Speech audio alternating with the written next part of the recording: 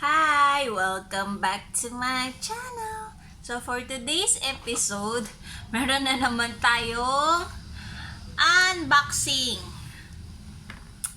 So kapapadala lang po nito, mainit-init pa.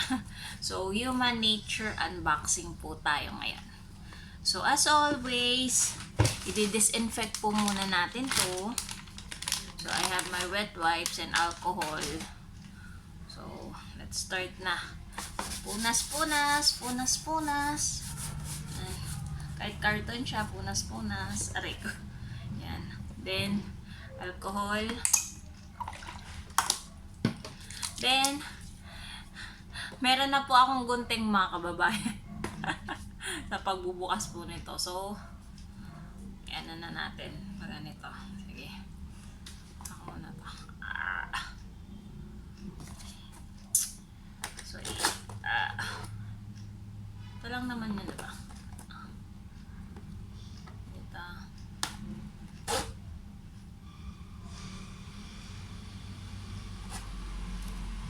Then, dito sa baba. So, in-order ko na naman po ito. Syempre, as always, sa shop, sa Lazada. Kasi mas kilala na yata ako na nagde-deliver. Nagde-deliver. Hindi na ako tinex. Binigay na lang sa mama ko.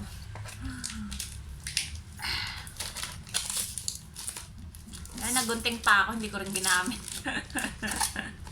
Sobrang package nito, ah. Sana may freebie na rin ang human nature ngayon. So, dati kasi, yung mga kasama ko sa trabaho, shout out to Jekay, nag-human nature siya. So, para siyang Avon. Ayan. So, bubuksan na natin. Buksan na. Ayan. And, so, bumili ko ng Human Nature Feminine Wash Chamomile Cool. So, dati, yung unang version nitong Chamomile Cool, talagang matindi yung mentol na to. Kaya lang, nung huling gamit ko, hindi na nila masyadong matapang yung mentol niya. Pero, may mentol pa rin naman. So, Chamomile Cool yung binili ko kasi ito lang dati yung may cooling effect, yung iba wala, pero naglabas yata sila ng variants na may cooling effect na rin.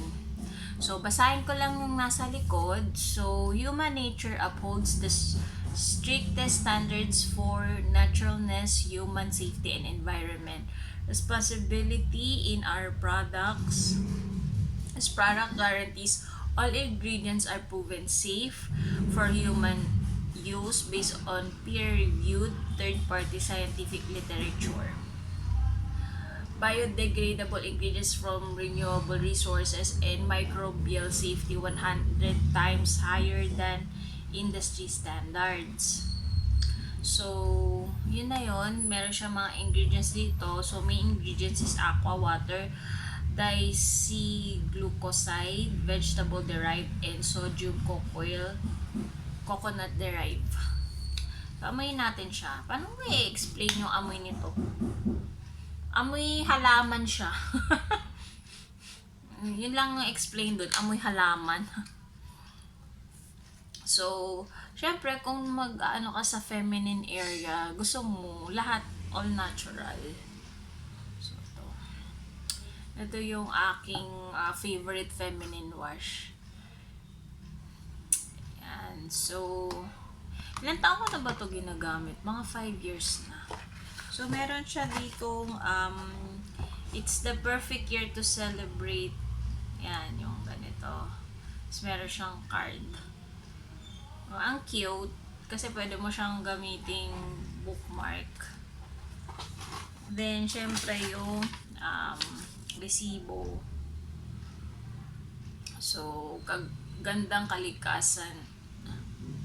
Yung ano nila. So, ito na yan. So, syempre, minimalist ako. Kung ano lang yung kailangan ko, yun lang bibiling ko. Kaya, sorry kung isang item lang from Human Nature ang aking binili. Pero, worth it naman siya.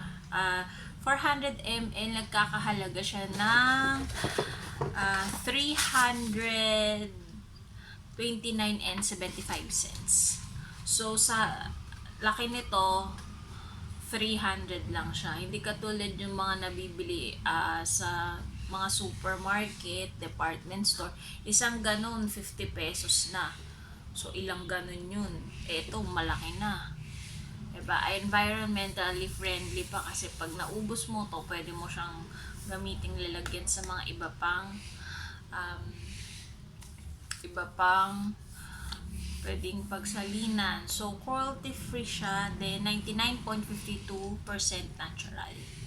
So, for a feminine area, use gentle cleansers. So, nandito rin yung kanya expiration date. Expires on December 3, 2023. So, hindi naman madaling itong maubos. Pero, mga 1 month. Pwede na siguro 1 month.